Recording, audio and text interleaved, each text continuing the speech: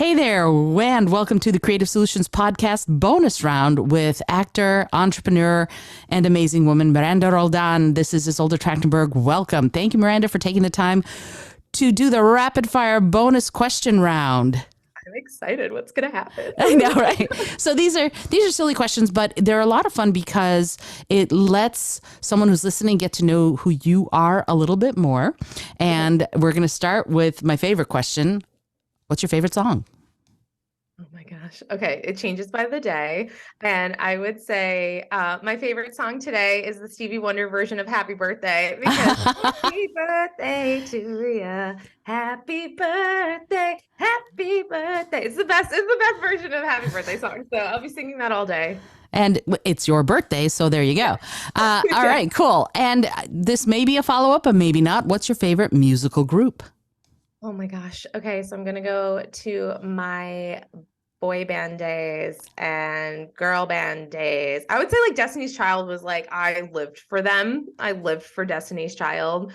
And then more modern right now, I would say my favorite band is Grace Potter and the Nocturnals. She's more of like alternative rock. Cool. I'm gonna have to check her out. I don't know that. Yeah, that obviously, but I don't. I'm woefully woefully uneducated on current music, unfortunately. All right. So next, who is your favorite artist? Could be fine artist, could be some other kind of artist. Oh, Frida Kahlo. I loved Frida before she was cool. Okay, me and that unibrow, we bonded together because I also had a unibrow when I was younger. Like, I love her, and my husband loves Salvador Dali, so we have a lot of their inspired artwork around our house. That's awesome. Yeah, Dali is one of my favorite artists. I love Frida Kahlo too.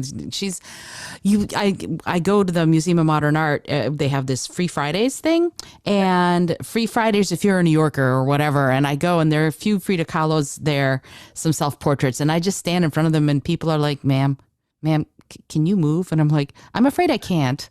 I've been here for 20, it's only 20 minutes. You can wait another little bit." Yeah. There's so much texture in even just the expression, everything. I love it. And I'm obsessed with her whole backstory. I really want to go to Mexico. If you want to go to Mexico with me, let's go to her museum at her house. Like that's a bucket list of mine. I will go. I picked the date. I need to travel more. So I promised myself when I turned 50 that I was going to go to a new country every year.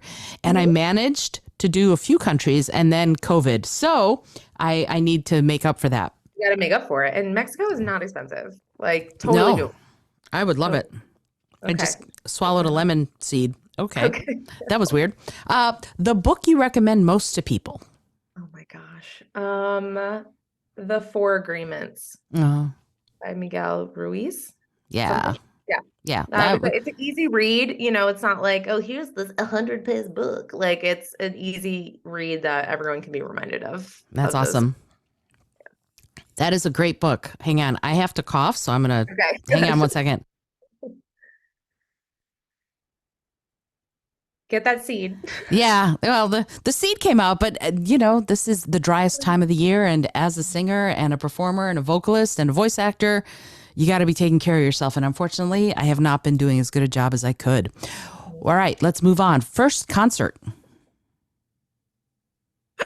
Toby Keith, the country singer. My dad took me. Like I was, I think maybe 16 or 17. And I love it. I just remembered Toby Keith with the big old American flag. Singing about America. America. Oh, I love it. Experience. That was my first concert. I love it. Mine was a little more subversive. It was David Bowie. Oh, wow. Yeah. Well, there you go. Your favorite city?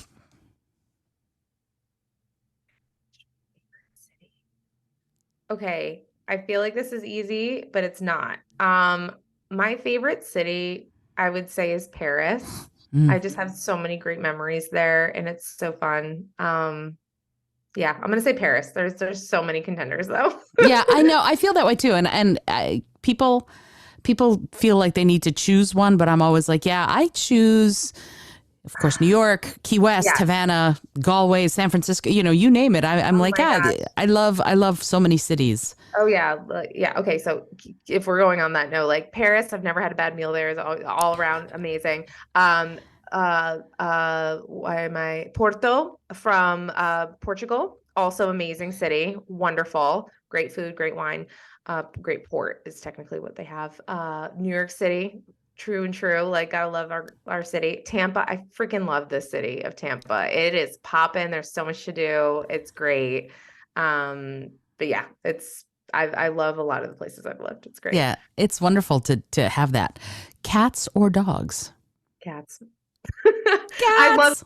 too, but cats, man, cats all the way. I know we're like that was one huge thing that we bonded on. We're like we love our kitty cats so much. So Yes. much. Ridiculous. Ridiculous. Backpack, wallet, rucksack, or purse? Backpack.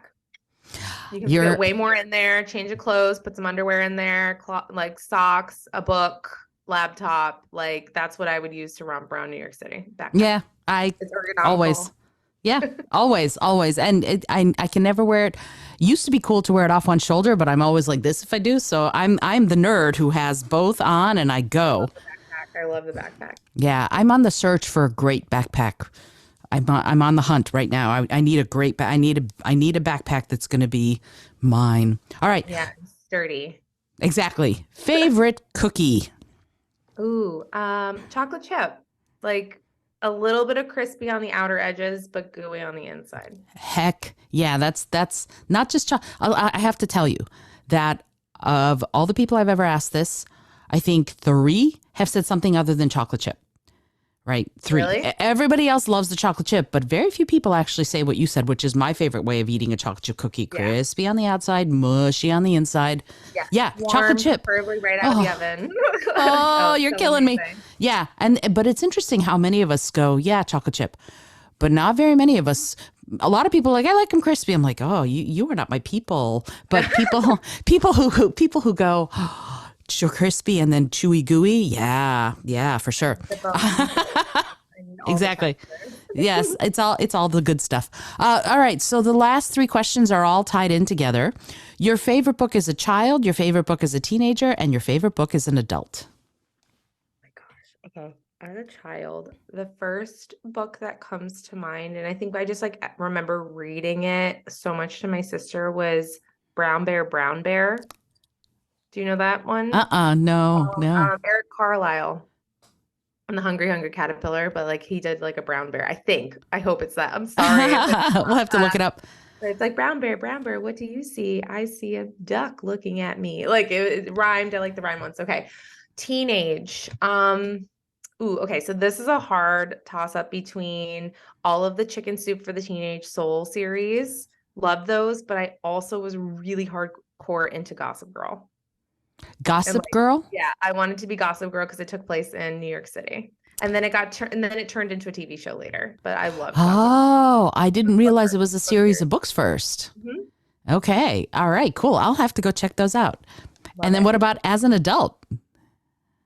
Well, Die by the Sword is definitely certainly on there, I have to say. Woohoo! Favorite books. My goodness, let's go with this one. Like, I love it. I've read so many as an adult. I'm always like that personal aspiration, trying to just read really good books. But yeah, this is my favorite right now. Oh, thank you. That makes me ridiculously happy. You know, it's funny.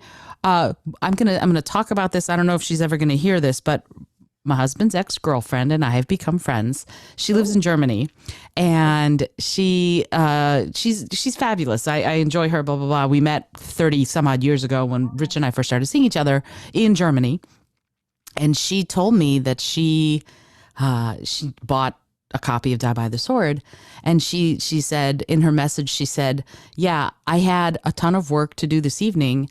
I have so much work to do today, but I stayed up till 4 a.m. reading. I could not put it down. And I went, yes. That's amazing. So yes. it's so cool to hear when someone because I love books like that, when I know I need to sleep, but I just can't stop reading. I just can't stop. And having somebody say that to me about it was just mind blowing and so incredibly flattering. So I'm great for those book people out there. Like, when you just get such a good book and you just love it. So, and it's like, look at this. It's meaty. It's a sizable book.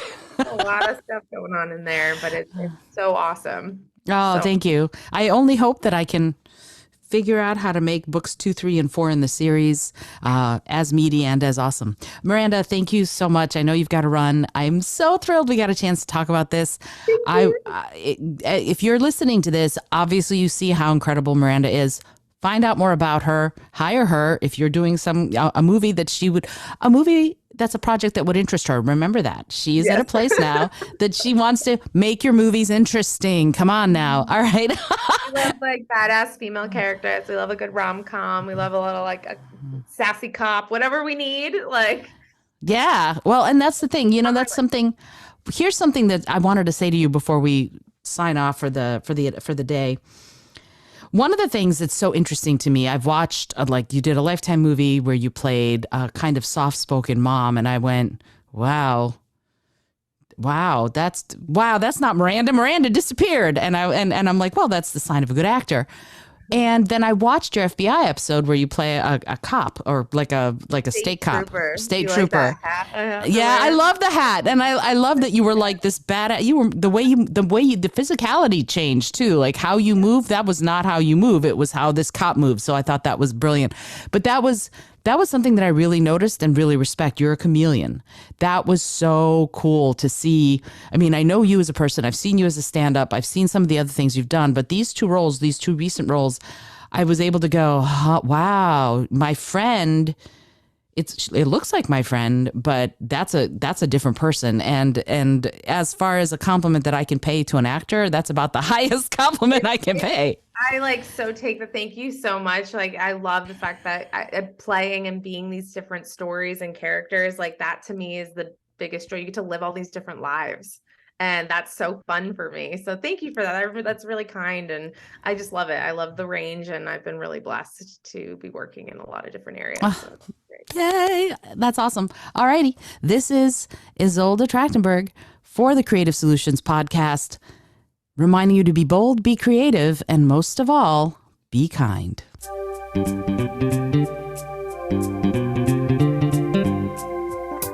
Thank you so much for joining me today. I really appreciate you being here. Please subscribe to the podcast if you're new, and it would mean the world to me if you told a friend about it. Today's episode was produced by Izolda Trachtenberg and is copyright 2023. As always, please remember this is for educational and entertainment purposes only. Past performance does not guarantee future results, although we can always hope. Until next time, keep living what you believe in.